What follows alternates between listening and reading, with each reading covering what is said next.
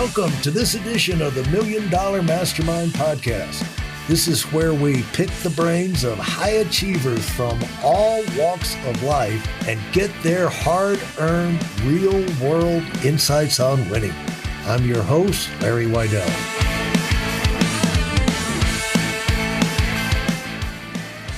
Talking with David Selinger. And David, I'm curious about, you went back from this getting experiences with a bunch of different companies working in the real world. You went back with a vengeance back to Stanford. And what caused you, how long before you were working with Jeff Bezos at Amazon? Because you said you were working directly with him for a while. So about 2 years. And how did that process go? I mean, you finished school and it was just a matter of moving. Yeah, I mean, this was an interesting phase of my life because it's kind of entering that second phase where I'm doing a little bit less hopping around and a little bit more focus.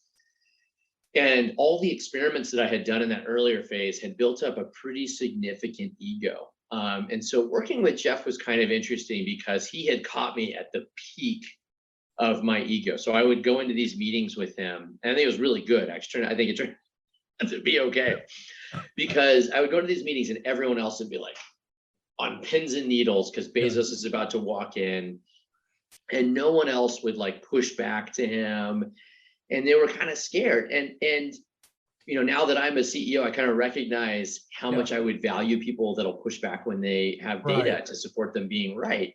Yeah. And I would, and I'd say, no, I think that's wrong because of this, and this. I would never say I think that's wrong because I think you're dumb, which you know, again, as a CEO, I don't think that's so good. Yeah. And I think other people in the room, because they were so intimidated, were scared of that there wasn't a difference between those two things. And what I found with Jeff, and thank God it was him and not some, you know, just totally egotistical CEO who would have gotten mad.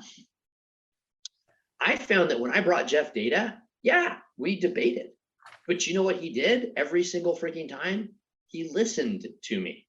And I think that's what ended up making our relationship really good was I never showed up in a meeting with him unprepared. And whenever we would disagree, it would be typically about like, I interpret the data to say this, and I would just bring him more information. Like, here's why I interpret it to say this, and here's what I think we should do about it. The other thing that I found with him that was really insightful and inspiring for me for the rest of my career was he let me run a bunch of experiments that were, some of them failed, some of them succeeded. Some of them we agreed going into them were going to be the highest probability of success, and they still failed. And that created this kind of esprit de corps where we were failing together. Like we put a bunch of energy into this. We both looked at the data. We both reached this conclusion and this hypothesis. We all tested it and it failed. And the fact that we would, I don't know what the right term, but we'd lick our wounds. We would accept the failure. We'd look at it. We'd analyze it. We'd try to figure out why. But we wouldn't wallow, right? There was never, kind of to your earlier point about getting mad, there was never like a 6 months of just being depressed. That would be like, all right, cool. This sucks. Today we found out that this experiment failed. I'm really upset about it because we spent a bunch of time on it. Let's look at why. Let's dig into why. And a lot of people, when they're digging into why something failed, are going to feel like, oh, now you're just trying to prove this was my fault. No, what we're trying to do is we're trying to figure out why. Because you know what? We're going to do something next. And when we do something next, I damn well better know why this thing failed, because I want that thing to succeed. I'm over it. Like we're done. We finished the whole like, oh, woe is me, it didn't work. We're into the let's analyze the living hell out of that, because that's now data, and I'm now at tomorrow, and in tomorrow's world, I need to succeed. That was yesterday. And don't get your feelings hurt about yesterday. Get your feelings hurt about tomorrow. Apply your brain to the data that this failure, that emotional experience is now data. And just do that transition instantly. And I found that his ability to do that as a CEO has really inspired me. I'm not anywhere near as good as him at doing that, but that's what I look at every day. When I wake up and I say, who do I want to be as a CEO? I don't say Jeff Bezos. I say, I want to do that thing. I want to repeat that process where everything turns into data and data informs tomorrow and intelligence about that data is what makes those decisions for tomorrow better. Could you repeat that? Because that's, people need, everything turns into data. Everything turns into data. Successes and failures. A success only lasts for so long, right? And so the key is to make a success only lasts for so long, no matter whether you want it to or not. Right. So the key is make failures only last for so long too. Both of those things are only data. They're informative for what am I going to do tomorrow. Everything turns into data. Use that data as intelligently as possible to make tomorrow as successful as possible. I'm trying to get this down.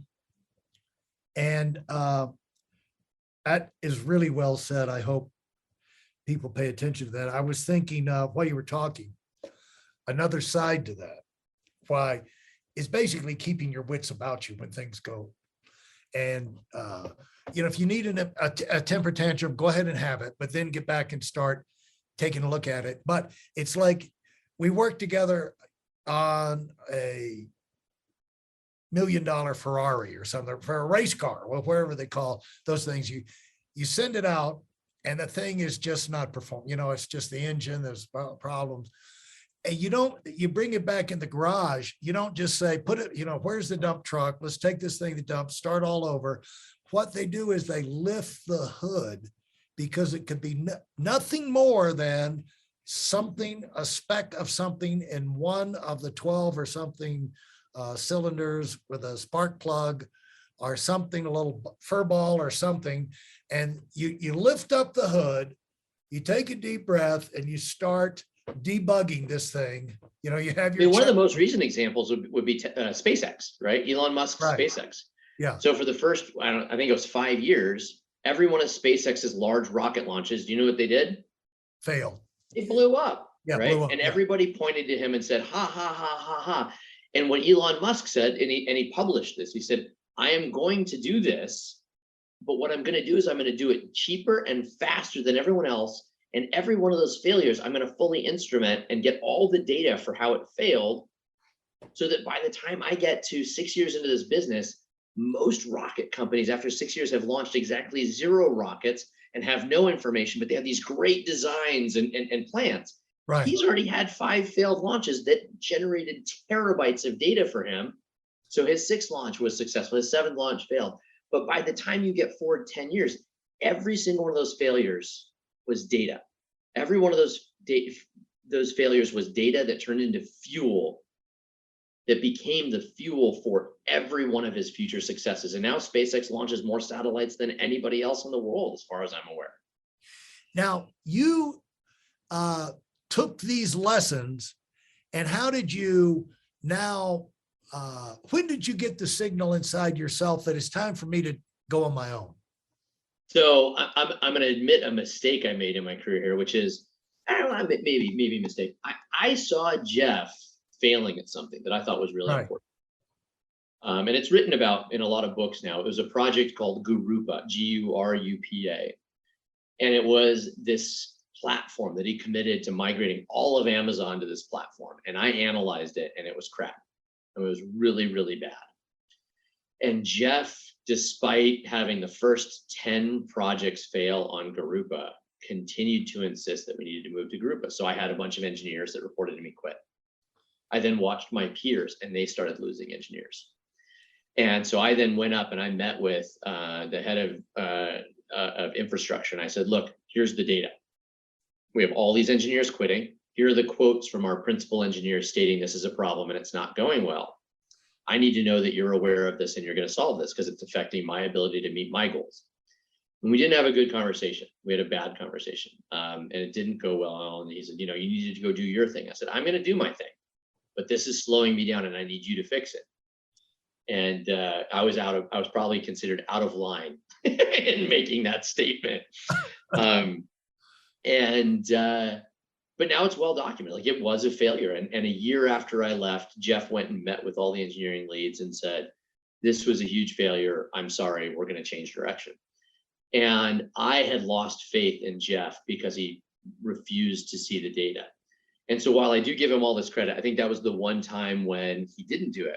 Now, my mistake was I saw him being great 99.999% of the time. And I bailed because he made one mistake. And yeah, I felt strongly about it. And yeah, it impacted me.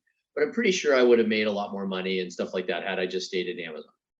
So that's what I'm going to say. I admitted as a mistake. That said, though, I did stick to my guns. Like I stood by him until he did that thing, at which point I lost all faith and I said, I need to go find something else where I can go be more effective. For those of you who are sick and tired of fooling around and are dead serious about wanting to move up fast, I've got something especially for you. I've combined the best insights from over 40 years in business and making $70 million in income and compressed them into a free webinar. That's right, it's a free resource. If you want to find out exactly what the concepts are that I use in coaching $1 million earners, register now at WeidelOnWinning.com. You'll discover the 5-part framework used by so many to reach their financial, personal, and professional goals. You can find that link in this episode's show notes.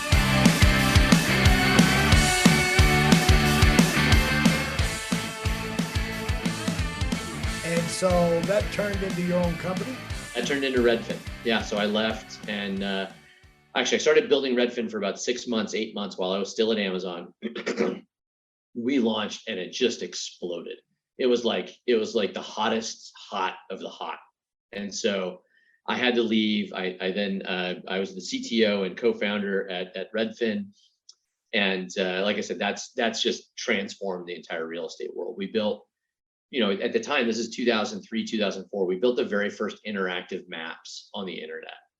And, from a user experience perspective, it was just fun. Like everyone could use it and it was fast and it did all these things that the internet now does that no one had ever done before.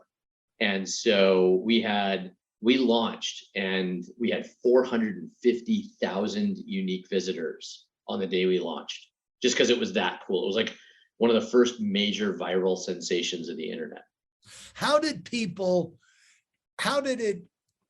As it went viral, what did people understand they were going to get from it that compelled them to rush to it? You know what I'm saying? It was just cool, right? So, I mean, everyone's used maps, right? And everyone now has used Google Maps. But imagine if you can, it's 2004. And when you go to Google Maps, every time you move the map, you have to click zoom in or zoom out, or you have to click east or west. Yeah, and it takes 20 seconds to reload. Yeah. So the very first thing we did was we just made it interactive. It was the first click and drag map. And it inspired this way of thinking about computers as being a real-time interactive device. And we had never thought of data and the internet as being that way. In fact, if you look at the origins of the iPhone, these types of interactive maps, this was the inspiration for Steve Jobs to build the touch screen on the iPhone. That's how kind of novel this idea was at the time. And so that was the first thing. The second thing we'd done is we took all this data that was all these data that were really hard to access. It was prior sales data, prior listing data, and it was all held behind closed doors. You could get it. You had to go to your county office and you had to sit down at their machine, pick a parcel, download all that stuff onto a floppy disk, and then load it onto your machine at home. What we did is we did that 100,000 times, and then we put it into a single database, and then we put it on the internet. None of those data had ever seen the light of day before until we did this. And so you could go onto our website, type in Bill Gates, see Bill Gates's home, see how much he paid for it, see his property taxes, see who his neighbors were, see how much they paid for their houses. And it was just enthralling. So I literally woke up at like 8 o'clock or 7 o'clock in the morning, and I started walking to back to Amazon's headquarters. Right. And I stopped and I got my coffee because I'm in Seattle. I probably lifted my nose and was snobby to someone on the way to the coffee shop too, because I was in Seattle. So what I did, it's what you're supposed to do. It's obligatory. Yeah. I mean, you'd have to move if you didn't do it. So I went ahead and did that. And when I get to the coffee shop, I'm still waking up. I ordered a mocha. I always had a kind of this, it was a dark chocolate, not sweetened mocha every morning. And I turned around and I remember this scene. It's like clear as day in my mind still. I was in line and I turned around and I noticed that everyone had their laptop. And that wasn't unusual for some people to have their laptops open, Right. but everyone in the coffee shop had a laptop. And I was like, whoa, that's interesting. And almost everyone, there were two people on the, like they were sitting with someone at their laptop. And so again, it wasn't like you would see that, but you never had it everyone. And then I kind of like looked around. Everyone in the coffee shop had Redfin on it. I just turned the server on 6 hours ago, and it had just become this sensation. Like, oh my God, can you do this? Where's my house? What's my house worth? Oh my God, what did my neighbor pay for their house? Oh, there's my brother-in-law. Where? Oh wow, he must make more money than I thought he did. Who's your best friend? Where do they live? What's their address? And it just blew up. And it was kind of funny. We did see, I want to say like 5% of all people went to Bill Gates' house that day. But it just, no one had ever done anything like this before. And you could spy on your neighbor from your coffee shop. And it was really this amazing, neat experience. And not only did we get 400,000 visitors, it was up and to the right from that. One of the other funny things that happened was, again, the internet wasn't that big at this time. So we all had, you hosted your computer at a data center. There was no Google Cloud, there's no AWS. So we had an internet provider, and they had never launched a site that had that much traffic, with one exception. Do you know what those sites were? It's like a whole category of sites. Search, I would say. Porn. Oh, porn. Yeah, sure. So they thought we were a porn site. They're like, dude, look at it. You're serving all these images. People are, coming all over the place. You went from 0 to 400,000 visitors in 6 hours. You are definitely a porn site. And so they called us and shut us down. And I was like, no, promise it's not. Go look. And they're like, oh my God, it's on the cover. It was on the cover of a bunch of different news sites and magazines, and it was getting posted everywhere. And it was on fire. It was an amazing experience. And so you're talking about hitting if you were a baseball player, it would be like you had a whole series for a weekend, and every time you went to the plate, you hit a grand slam home run. I mean, this is like euphoria beyond belief at being the head of this thing. But then what followed that? Yeah. So then, one of the interesting things at Redfin that was unique, we had a founder fallout. So we had 3 founders, and we did not work well together. 2 of us agreed on things, and the other one did not. And so we had a huge falling out of the founding team, and that was a really tough experience. And unfortunately, the reason I'm a CEO today, I mean, I don't know, fortunately or unfortunately, the reason I'm a CEO today is because the guy that was arguably wrong and that we disagreed with was the CEO at the time. And so we had like 16 employees, and all the other employees decided, this guy's crazy. We want one of you 2 guys to be the CEO, just not him. And so he fired the whole company that day. We went from 16 employees to him. And what I call that was the come to Jesus meeting amongst a bunch of Jews that didn't believe in Jesus, and Jesus did not show up. So I'm Jewish, by the way. Sorry if I offended anyone there. But I mean, that was a huge learning, and we had to lick our wounds again, recover from that. I then worked with him to get the company funded and hire the new CEO. Like, we had to continue to do a bunch of things despite not wanting to work with him. We had to keep it going. Like, he had no employees. The website stayed up for this whole time. None of the customers knew about this. So all of us, actually, we created a ghost culture. So he was still the CEO, but he didn't have the access to the servers. And so we kept the whole business going, even though he didn't know how to do anything. So we kept the business going, even though we weren't employees. And then we just helped it get funded and helped bring in a new CEO. And then it has grown since then. You just kind of eased him out, I guess. Yeah, I mean, it's like we had no authority to do this. Let me just be really clear. But right. He didn't have the passwords. He didn't have the code. And so we still, we had to help him. And it was just despite himself. Like, he didn't know that we did these things. He wouldn't have let us do them, I don't think, either. But, he was just like, oh, yeah, the servers stayed up. No, they didn't. Like, we we did all that work. Yeah. But yeah, I mean, that was a great learning for me. And that's why in my next endeavors, I became the CEO. And I also learned that being the CEO is not about power. It's about accepting the responsibility of that power. So every day when if I get into a debate with one of my employees, I always remember, like, number one, at the end of this conversation, I'm going to be the one that makes the decision. Right. And so I need to make sure that that decision is right. My job is not to tell you what's right in this conversation. My job in this conversation is to learn if I'm wrong, because at the end of the conversation, I still have to make the decision. And if all I do is I spend this whole conversation trying to convince you that I'm right, the likelihood is we're going to make the wrong decision, because I already know what I believe. My most important objective in this is to learn what you believe and why. Absolutely. Incredibly.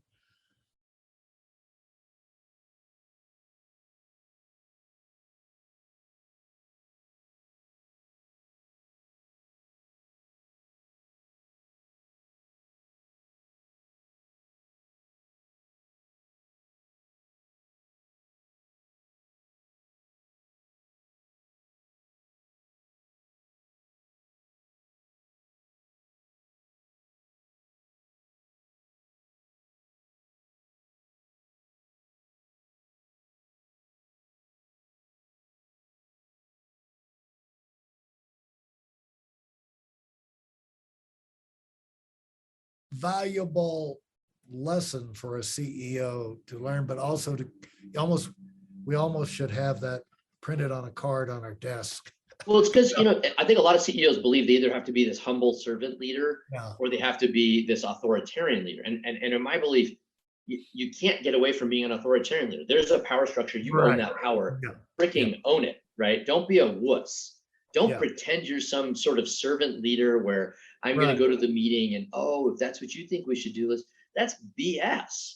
Take accountability for yourself, son, right? Like, show up. You are the boss.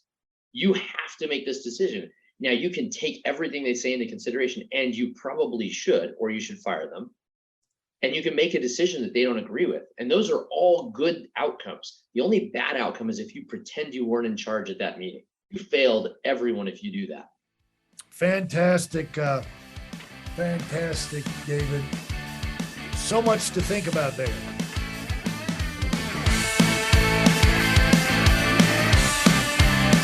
Thanks for listening to the $1 Million Mastermind. If you felt there were any valuable takeaways from this episode, please take a minute and leave us a 5-star review. Your feedback is important and really helps us get the word out to a wider audience. Remember, we have a valuable webinar that is absolutely free. Register for it right now at whitealumwinning.com. Thanks for listening.